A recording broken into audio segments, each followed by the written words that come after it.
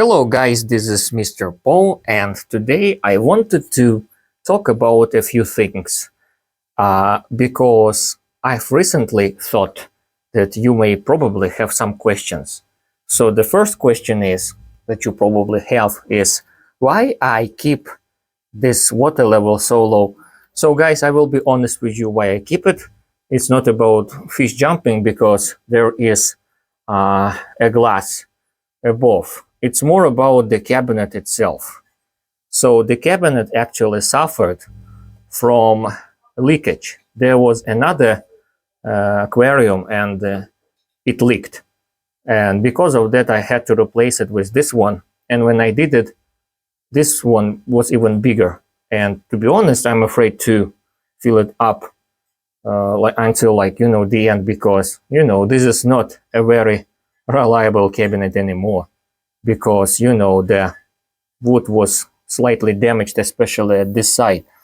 So and that's why, just to make it a little bit safer, I don't know, I keep the water level a little bit lower, and it's still quite large amount of water anyway. So this is the first thing that I wanted to say. So one more question that you may probably have is that how long should we keep our filters running in a day? And the ideal answer to this question is 24/7, but it also depends on the purpose of your filter and the age of your aquarium. For example, this tank is basically several years old. So technically, there are a lot of beneficial bacteria even without a filter here. On the plants, on the hardscape, on the gravel. So, and that's what, filters your water biologically. And this filter serves more as a mechanical filter, removing debris, etc. But if you do have just a few live plants, or maybe no plants, of course, the filter should be running, and ideally always. Let's take another look at another example. Well, okay, let's take a look at this ecosystem aquarium. This aquarium, I think it's 5 years old. And there are so many plants that they just do not let the waste go bad or anything. It is all consumed by the plants. And the plants do not even let algae grow at all. The water is always clean and the glass is always clean.